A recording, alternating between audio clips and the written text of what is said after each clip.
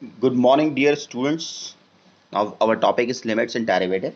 Now we have to calculate the limits of any function. In this chapter, let we take a function. Let f(x) is equal to x square minus 9 upon x minus 3. Now we check the limit of this function. Limit x tending to 3, x square minus 9 upon x minus 3. If you put x is equal to 3, then the function converts to indeterminate form. आप put करके देख सकते हैं इसमें. अगर आप यहाँ x की वैल्यू 3 पर पुट करते हैं तो 9 minus 9 upon 3 minus 3 0.0. This is indeterminate form. तो how we calculate the value of the limit? Now check the limit in this table. The values of the function as x approaches to 3. The limit x tending to 3 means the value of x approaches to 3. Here we put the value of x and here is the fx. If we put value of x is 1, then fx 1 square minus 9 minus 8, 1 minus 3 minus 2 plus 4. If we put x is equal to 2, then 2 square minus 9 minus 5, 2 minus 3 minus 1 plus 5.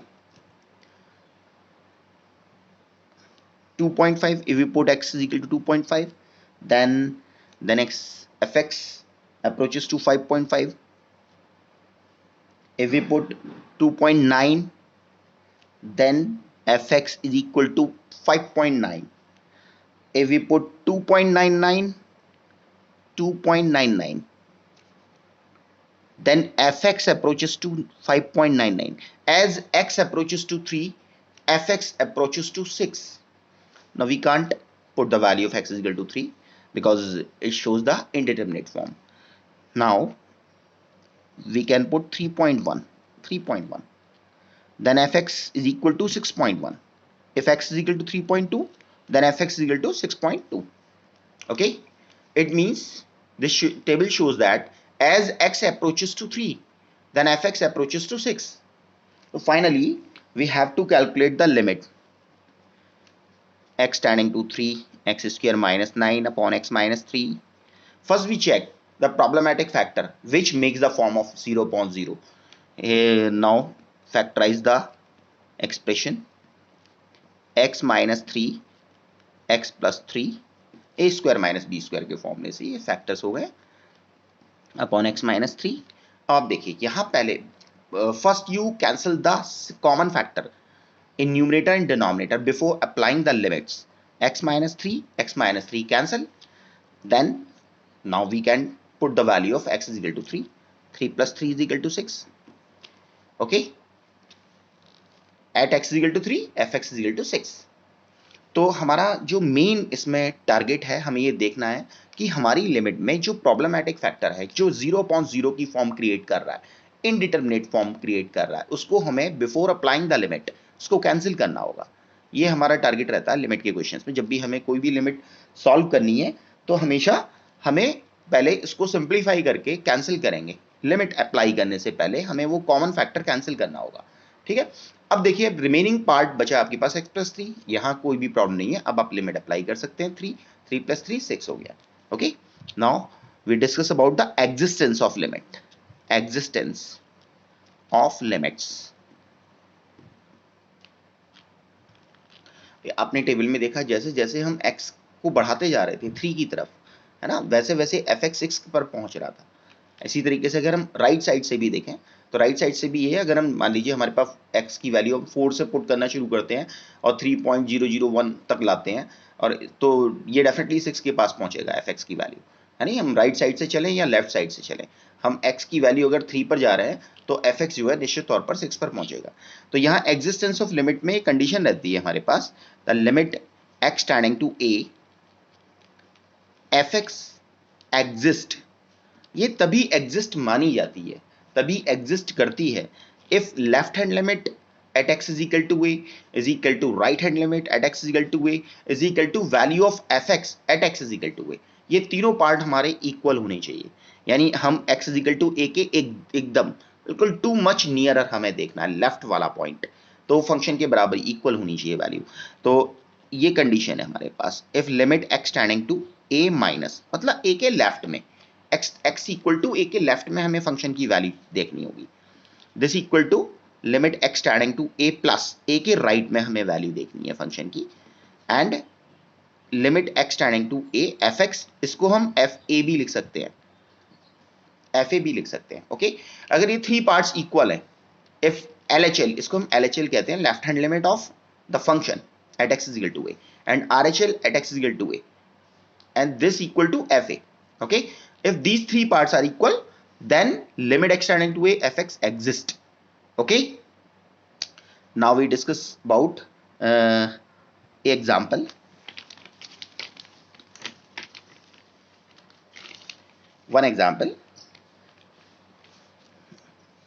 we can explain the existence of limit by this example. If fx is equal to mod of x upon x, x is not equal to 0, and 0, x equal to 0. Okay, find limit x tending to 0. You have to find limit x tending to 0 fx. Here we can check that at x is equal to 0, fx is equal to 0. It means f0 is equal to 0, f0 is equal to 0. RHL, now we take RHL at x is equal to 0. Now RHL at x is equal to 0. RHL को हम कैसे लिखते हैं भाई, मैंने अभी आपको बताया था, हमने x is equal to a पर लिखा था, तो अब हम यहाँ 0 के लिए ले रहे हैं, 0 प्लस fx। 0 प्लस fx मतलब 0 में हमें एक बहुत ही वेरी स्मॉल नंबर लेना होगा, h लिमिट, और h इतना छोटा है कि h अप्रोचेस टू 0, x की जगह हमें 0 प्लस h रखना होगा, 0 plus h। Now in the place of x there is non-zero number h, fh. If x is not equal to 0, then fx is equal to mod of x upon x. Put the value of function, mod of 0 plus h upon h, this equal to limit h tending to 0, h upon h is equal to 1. f0 is not equal to RHL at x is equal to 0. Here f0 is not equal to RHL, right hand limit के equal नहीं आ रहा है हमारे पास, RHL is at x is equal to 0 के equal नहीं आ रही है ये value, it means limit does not exist, implies. अब हमें LHL शो करने की जरूरत नहीं है, हमारे पास फर्स्ट टू पार्ट्स इक्वल नहीं आए, तो हमें थर्ड पार्ट को हमें शो नहीं करना है। It means limit x tending to 0 fx does not exist. Okay, if all the three parts are equal, it means LHL is equal to RHL is equal to function की values point पर, तीनों अगर equal आते हैं तो उस case में ही एग्जिस्ट होगी, does not exist. So answer of this question is limit x tending to 0 fx does not exist. Okay, now we discuss about the derivatives, limits and derivative. Now derivatives,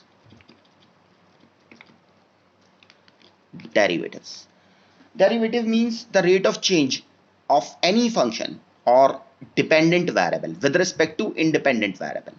Rate of change हमें calculate करना है, rate of change of a function with respect to independent variable is called the derivative or the differentiation of the function. Let fx be a, let f is a real valued function, real valued function. Real valued function means fx has only real values, no imaginary value. Fx is a real valued function and the function defined by limit h tending to 0 f of x plus h minus fx upon h. This expression is called the derivative of f. function f का derivative है and it is denoted by f dash x, denoted by f dash x, f dash x, and it is also called the first principle, derivative of first principle. We can write as f dash x is equal to limit h tending to 0. भाई जैसे आप उसका निकालते हैं distance का, अगर हम rate of change निकालें, डिस्टेंस के रेट ऑफ चेंज को क्या कहते हैं, स्पीड। भाई उसका अगर हम डिस्टेंस का रेट ऑफ चेंज कहेंगे तो स्पीड होगी, तो हम अपने डिफरेंशिएशन के केस में उसको ds अपॉन dt, अभी मैं आपको लिखकर दिखाता हूं। f dash x is equal to this expression is called the derivative and it is denoted by f dash x. F dash, it means f dash x is equal to limit h tending to 0 fx plus h minus fx upon h. This is called the differentiation by first principle also. We can represent by f dash x or dy by dx or fx, this equal to f dash x, okay?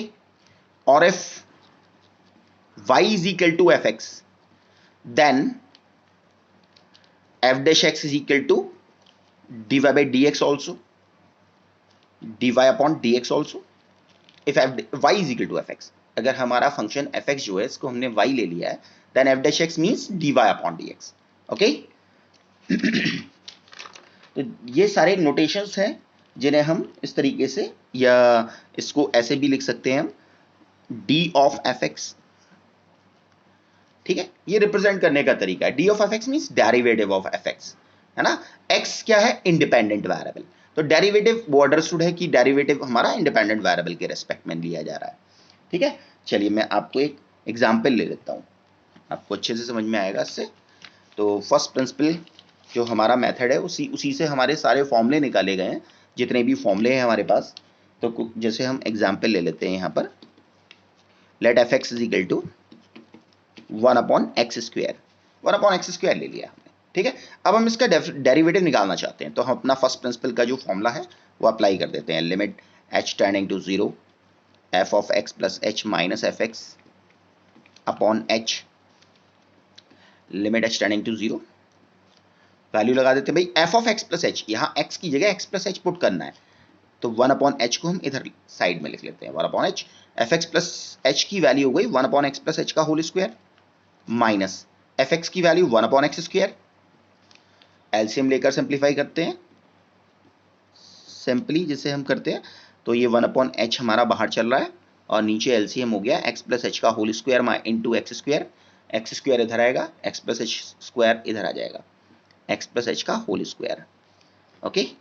Limit h tending to 0 1 upon h whole square खोल लेते हैं भाई, X square minus H square, A plus B का whole square खोलेंगे, तीनों term minus की हो जाएंगी, minus 2xh upon X plus H का whole square into x square, limit h tending to 0। अभी आप लिमिट अप्लाई नहीं कर सकते, मैंने आपको लिमिट के स्टार्टिंग में ही बताया था कि अभी अगर आप लिमिट अप्लाई करेंगे तो 0/0 की फॉर्म बन जाएगी, है ना? तो जब तक हमारा सिंप्लीफिकेशन नहीं हो जाता, यानी जो कॉमन फैक्टर हैं जो 0/0 फॉर्म क्रिएट कर रहे हैं उन्हें हमें कैंसिल करना होगा, एक्स स्क्वायर से एक्स स्क्वायर कैंसिल, और ये जो h था ना, इससे मैं रिमेनिंग टर्म्स को डिवाइड कर देता हूँ, यहाँ h से डिवाइड किया, माइनस एच स्क्वायर को डिवाइड किया तो माइनस h हो गया, और सेकेंड टर्म को डिवाइड किया तो 2x आ गया, ओके? नीचे हमारे पास x प्लस एच का whole square into x square. अब देखिए यहाँ h हमने कैंसिल कर दिया, ऊपर नीचे h से डिवाइड कर दिया, तो h टेंडिंग टू 0 जो 0/0 की फॉर्म बना रहा था वो कैंसिल हो चुका है। अब आप h की वैल्यू, अब आप लिमिट अप्लाई करके देखिए, यहाँ 0 हो गया, माइनस 2x बचा, x प्लस 0 यानी x square into x square, limit apply कर देंगे, आपका सिंप्लीफिकेशन हो चुका है, ऊपर केवल माइनस के 2x रह गया है, लिमिट अप्लाई करने पर ये 0 हो गया, x plus H x square into x square, एक x कैंसिल हो जाएगा, माइनस 2 अपॉन एक्स क्यूब, ये आ गया derivative of 1 upon x square. If f x is equal to 1 upon x square then f dash x is equal to minus 2 upon x cube. तो ये हमारा differentiation by first principle कहलाता है। इसी से हम सारे फॉर्मूले जो आपकी बुक में दिए गए हैं, सारे फॉर्मूले इसी आपका फर्स्ट प्रिंसिपल से ही ड्राइव किए गए, ठीक है? अब कुछ टाइप्स हैं इसमें, types of differentiation, types of rules, जिन्हें हम रूल्स भी कहते हैं। तो 2 रूल्स दिए गए हैं, तो प्रोडक्ट रूल है और एक है हमारा क्वोशिएंट रूल। तो rules of differentiation, rules of differentiation, rules of, first वाला है हमारा प्रोडक्ट रूल। प्रोडक्ट रूल इसके नाम से ही पता चल रहा है हमें, यानी आपके फंक्शंस प्रोडक्ट में है, आपको प्रोडक्ट फॉर्म में दिया गया होगा, जैसे dy by dx हमें निकालना है, डिफरेंशिएशन निकालना है fx into gx का, okay? fx into gx is the product of 2 function fx and gx। तो इसमें क्या करना होता है हमें, जो हमारा रूल है, तो फर्स्ट फंक्शन का करेंगे, सेकंड को ऐसे ही रखेंगे, इंटू gx को ऐसे रख दिया, प्लस इस बार हम फर्स्ट फंक्शन को ऐसे ही रखेंगे और सेकंड फंक्शन का करेंगे, gx का करेंगे। ओके, तो एक एक करके हमें दोनों का करना है। फर्स्ट का करेंगे तो सेकंड को ऐसे ही रखेंगे और सेकंड का करेंगे तो फर्स्ट को ऐसे ही रखेंगे। ये प्रोडक्ट रूल है, product rule of differentiation. If two functions are given in the product in multiplication, ठीक है। तो एग्जांपल एक छोटा सा ले लेते हैं भाई इसका, if y is equal to x square sine x. देखिए मैंने आपको बताया था अगर आपका फंक्शन y की फॉर्म में है तो dy by D x of y यानी dy अपॉन डी एक्स, है ना, हम लेफ्ट में dy बाई डी एक्स लिख सकते हैं। चलिए भाई प्रोडक्ट निकालते हैं भाई इसका। तो फर्स्ट फंक्शन का हमने करना है सबसे पहले differentiation, dy by D x of x square into sine x को ऐसे ही रखेंगे, प्लस इस बार एक्स स्क्वायर को ऐसे ही रखेंगे and dy by D x of sine x का करना होगा। ये सभी फॉर्मूले आपके ड्राइव किए गए हैं हमारे उसी फॉर्मूले से, डिफरेंशिएशन बाय फर्स्ट प्रिंसिपल से। तो एक्स स्क्वायर का डिफरेंशिएशन 2x आ जाएगा। X to the power n का फॉर्मूला होता है n into x to the power n minus 1, ठीक है। तो वो फॉर्मूला हम यहाँ अप्लाई करेंगे। तो 2 into x to the power 2 minus 1, तो ये केवल 2x आ गया। साइन एक्स ऐसे ही रखा था, sine x plus x square to sine x का कॉस एक्स, साइन एक्स का डिफरेंशिएशन कॉस एक्स। ये सब फॉर्मूले आपकी बुक में है, क्लियर। तो ये हमारा प्रोडक्ट रूल हो गया। अगर हमारे पास टू फंक्शंस गिवन है तो यहां आप ज्यादा से ज्यादा x कॉमन ले सकते हैं, तो ये वैल्यू हो गई 2 sin x plus x cos x, ठीक है। अब देखिए नेक्स्ट रूल जो है हमारा वो है कोशिएंट रूल। कोशिएंट रूल में आपको रेशनल एक्सप्रेशन की फॉर्म में फंक्शंस दिए गए होंगे, मतलब एक डिनोमिनेटर में होगा और एक न्यूमरेटर अपॉन डिनोमिनेटर की फॉर्म में होगा आपका जो भी एक्सप्रेशन दिया जाएगा। जैसे रेशनल एक्सप्रेशन रहता है आपका कोशिएंट रूल, यानी मैं इस फॉर्म में ही लिख देता हूं dy by D x of numerator upon denominator, ये दिया है, ठीक है। इसका डिफरेंशिएशन करना है, यानी न्यूमरेटर में कोई भी फंक्शन हम fx अपॉन gx लेकर भी कर सकते हैं। चलिए मैं ऐसे लिख लेता हूं dy by D x of numerator में fx है और डिनोमिनेटर में gx है, ठीक है। तो न्यूमरेटर में fx लिया है मैंने, डिनोमिनेटर में gx लिया है। अब आप इसका फॉर्मूला लगाएंगे तो क्या करेंगे, नीचे डिनोमिनेटर का square, denominator into dy by D x of numerator minus numerator into dy by D x of denominator. Denominator का बाद में करेंगे, डिनोमिनेटर इंटू न्यूमरेटर का डिफरेंशियल यानी ऊपर वाले का, माइनस न्यूमरेटर इंटू डिनोमिनेटर का डिफरेंशियल, इस तरीके से, और डिवाइड में डिनोमिनेटर का स्क्वायर आएगा। तो ये आपको कोशिएंट रूल अप्लाई करना है इसमें, ठीक है। तो मैं एक एग्जांपल भी लेकर दिखा देता हूं आपको किस तरीके से हमें कोशिएंट रूल अप्लाई करना है। जैसे मान लीजिए आपको ये है आपके पास example, dy by D x of, आपको ये निकालना है sin x plus cos x upon sin x minus cos x। ये एक्सप्रेशन है, इसको हमें डिफरेंशिएट करना है। तो यहां हमारे पास न्यूमरेटर में यानी fx की जगह sin x plus cos x है, और gx जो डिवाइड वाला फंक्शन था डिनोमिनेटर का वो sin x minus cos x है। तो हमारे डिफरेंशिएशन का फॉर्मूला लगा देते हैं, डिनोमिनेटर का स्क्वायर नीचे आएगा तो sin x minus cos x का होल स्क्वायर हो गया ये नीचे, और ऊपर आएगा डिनोमिनेटर यानी sin x minus cos x को ऐसे ही रखा into dy by D x of ऊपर वाले का differential sin x plus cos x, minus इसको थोड़ा सा हम ऊपर को लिख देते हैं माइनस, इस बार हम न्यूमरेटर को ऐसे लिखेंगे sin x plus cos x into dy by D x of sin x, denominator sin x minus cos x, ठीक है।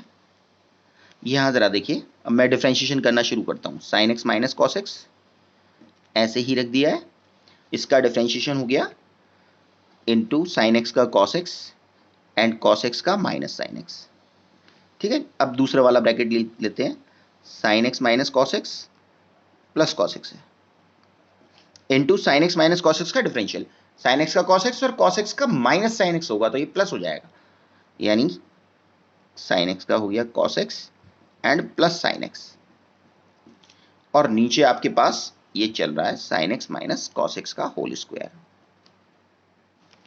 चलिए भाई इसमें से क्या करते हैं, देखिए रहा sin x minus cos x and cos x minus sin x, केवल माइनस का डिफरेंस है तो माइनस कॉमन ले लेते हैं तो बिल्कुल सेम ब्रैकेट्स हो जाएंगे और होल स्क्वायर हो जाएगा ये।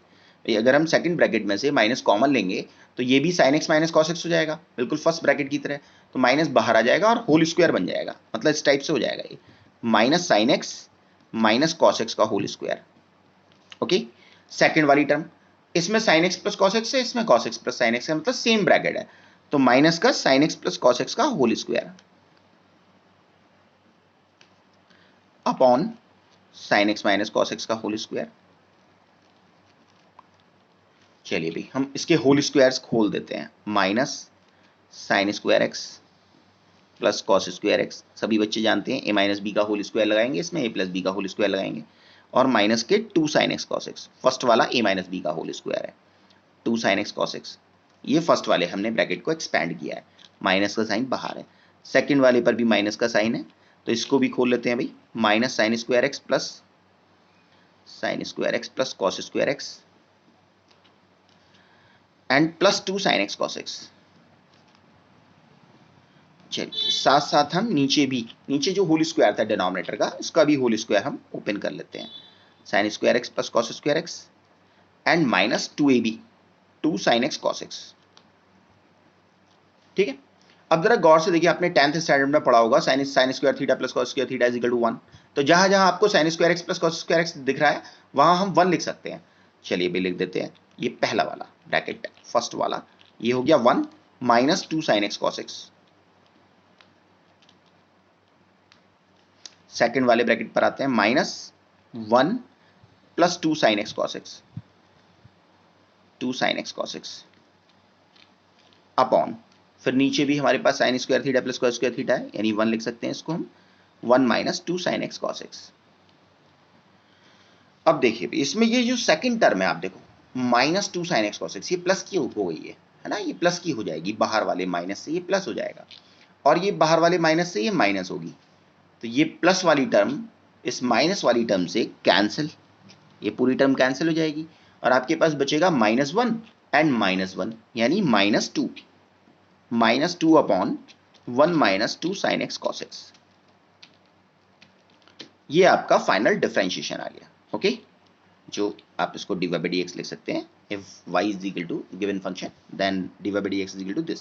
तो इस तरीके से हमें क्वेश्चन रूल अप्लाई करना है।